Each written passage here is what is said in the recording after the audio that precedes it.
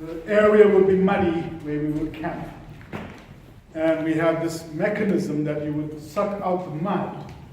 And when you push it back down, these little prawns, and that's what we call them, pop out of the mud, and you need to put that on the hook and then just sit and wait. Sit and wait as you had your fishing pole and you were present. What fascinated me was the livelier your prawn, because you put it through the tail, you want to make sure the legs are still kicking vigorously and energetically, and you just sit and wait.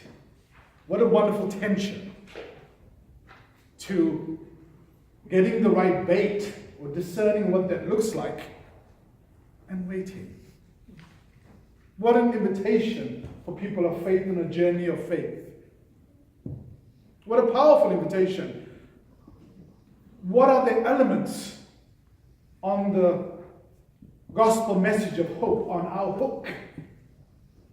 What are the elements that attract the people, that they want to say, let's go listen to this good news? What are these folks on about? And what excites me is that these patient fishermen, because you have to be patient to be a fisherman, which is surprising because James and John, the sons of Zebedee, they become to known as the brothers of thunder, because they were very fiery and very passionate. But it takes patience. It takes patience. And what a journey of faith. To be patient, to allow the Spirit and the gospel, and the good news to move through your life so that others around you see. Look at the fruits of their life. Look at how they journey together. Look at how they work through conflict together. Look at how they celebrate together.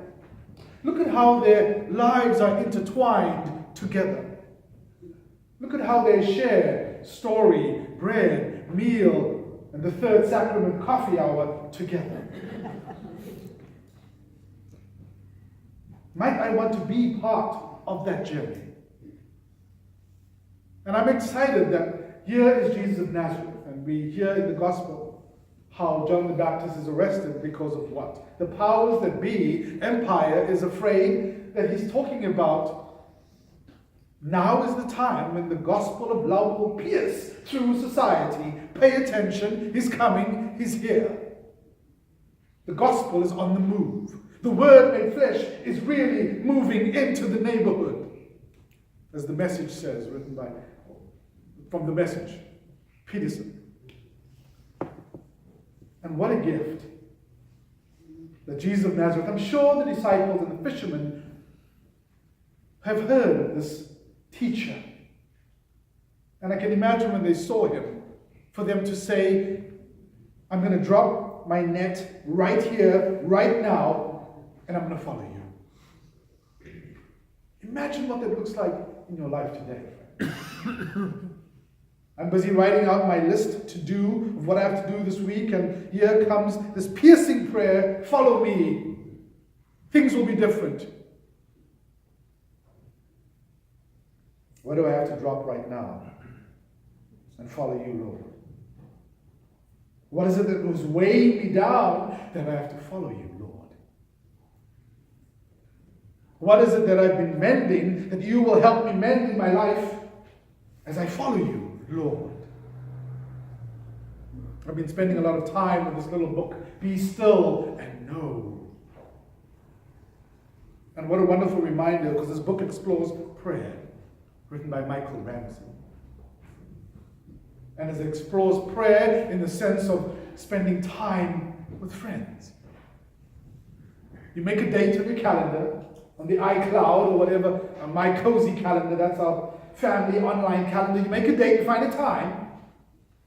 And when you gather at that date and that time, it becomes organic. You don't have an agenda of what you're going to talk about. You reflect. You share stories. How are you doing? What's been going on with you?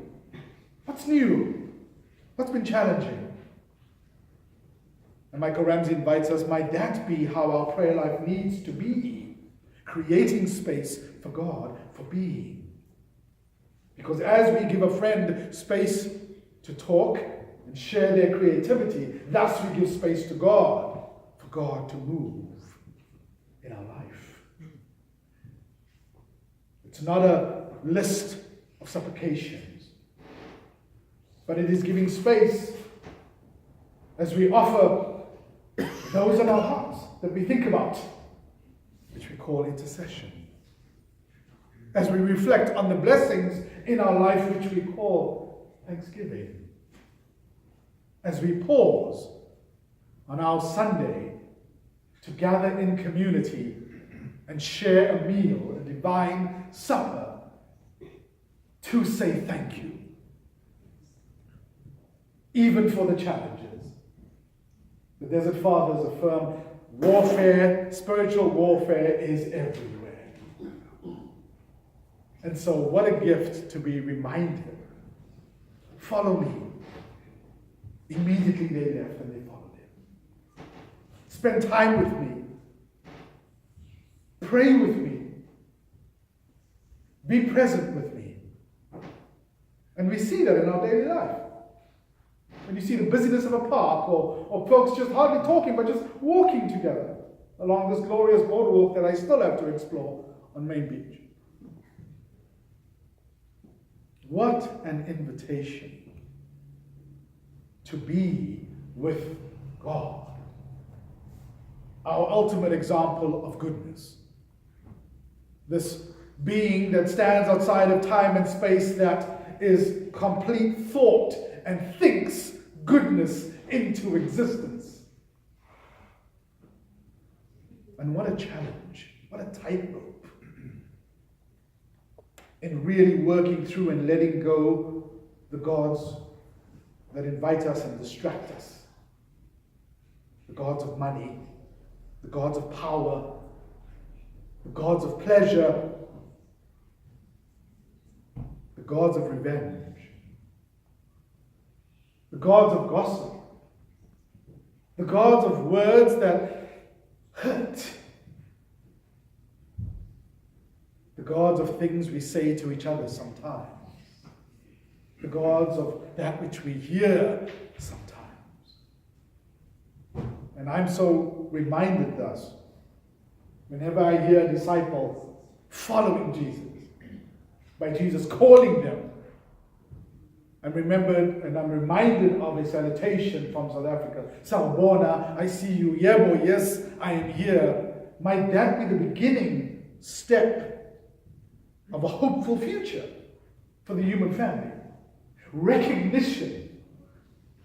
Recognizing that there's a human being in front of me. Seeing one another. And pausing and giving space to see one another. It's been fascinating to watch. On just in general, how I think and I believe there was a time when if arguments began or conflict began, it felt like there used to be stages, right?